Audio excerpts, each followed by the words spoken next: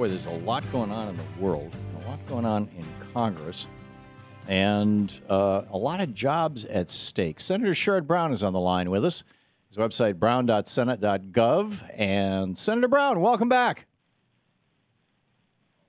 Uh-oh. I don't hear him. Oh, sorry, now you do. Sorry about that. There we go. Your phone was muted. It's good to be back. It's always I love your show, and thank you. Thank you. I love the way you use history. I love the way you construct arguments. You obviously think about things, and you don't always see that in TV and radio these days. So thank you for that. Thank you very much. And we just today we got rid of the whole green screen thing, and we just reinvented our studio. It's kind of more like an old Charlie Rose set. And so one of these times you're going to have to drop by in person and have a little more comfortable experience than the last time. Oh, it's all right. No, I don't. I'm not looking for, like a cheeseburger and sitting with my feet up. It's all right. I mean, it's a face for radio kind of thing. The studio doesn't have to be fancy. Okay. So tell me about this 500,000 steel jobs at risk in the United States. Well, it's peculiar. We have these two agencies, the Commerce Department and the ITC, the International Trade Commission, where people in the United States can be a company, it can be a union, it can be an elected official, it can be a group of citizens, can bring a trade action against what they see as unfair trade.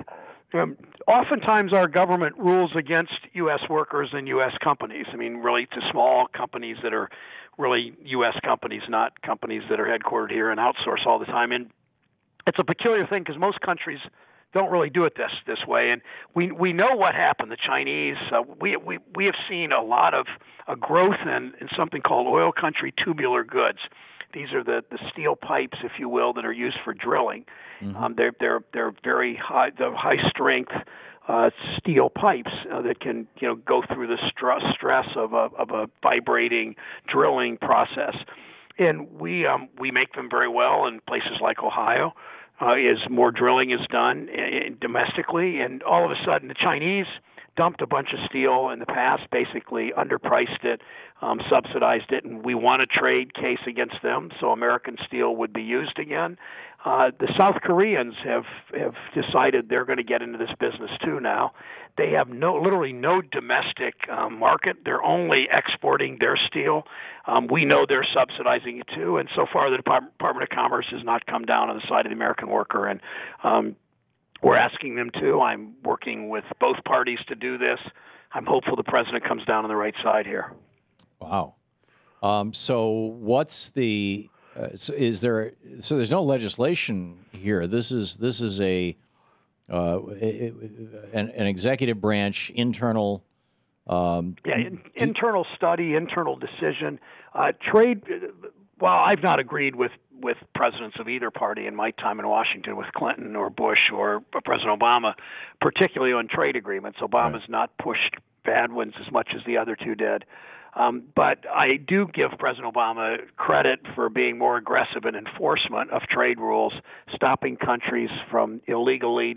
The word is dumping. When you dump a product in another country, it basically means you're subsidizing it through the tax system or direct subsidies or wage subsidies or something. So he's been pretty good at that. And on this one, we're not so sure. So we believe that South Korea has just been more. They've been a little more clever than China. China uses state-owned industries to subsidize. South Korea's done it in a different sort of way, and we just want the Commerce Department to look more closely at it. Now there's this new trade deal, and I have been I've shared this with Lori Wallach and a whole bunch of other folks, and they all say they love it, and everybody insists that they're going to use it, but I haven't seen it yet in the New York Times, and so I'm still working. We have this new trade deal that our administration is pushing, and these transnational corporations are pushing, that involves Southern Hemisphere Asian countries as well as the United States. And so they are calling it the Trans-Pacific Partnership, but I think it should be called the Southern Hemisphere Asian Free Trade Agreement. The acronym, of course, would be SHAFTA. So we can have NAFTA, CAFTA, and SHAFTA. That's pretty good. I think so. I think that works. Okay, well, Thom Hartmann to come up with that. Please use it. Well, actually, one of my listeners came up. We did a little contest here on the air because I wanted SHAFTA. I mean, I stole that from Ellen Ratner. Actually, she came in one day and she said NAFTA, CAFTA, SHAFTA, and I said there's got to be an acronym. And so for like an hour on the air, he had people calling in with suggestions for what the acronym could be. The H. You got the H. Yeah, and one of my callers was like, it's Southern Hemisphere Asian Free Trade Agreement, because there are Southern Hemisphere Asian countries involved in this thing. Right. And so, hey, SHAFTA. So, let me hand that to you. Okay, there may be something to do with that. I appreciate that. Indeed. I remember during the CAFTA debate, they said NAFTA plus CAFTA is SHAFTA. So somebody made a play on that, but nobody's actually come up with the acronym of what it actually means. So well done, Thom Hartmann. Yeah, well, thank you. And hopefully when you talk about trade, we joke about it, but it's one of these things that I was just meeting with some top economic advisors in the White House about some things today, a whole host of issues, including mostly things we agree on, the child tax credit and the earned income tax credit and the minimum wage and manufacturing.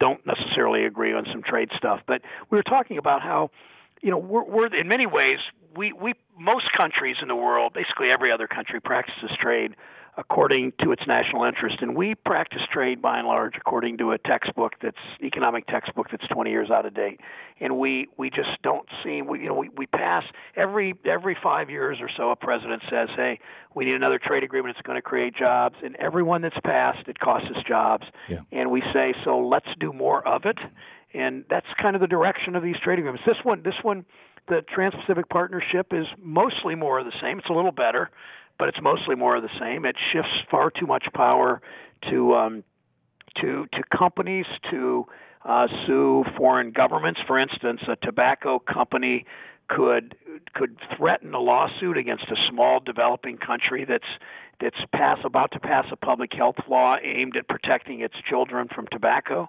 and the threat of that lawsuit from American Tobacco Company might make that country say, we can't afford the lawyers to defend us in a trade forum, and we have other things. We have cholera and child diarrhea and all the things that we've got to fight against, that we can't afford this with fighting against tobacco, and the U.S. tobacco companies win then.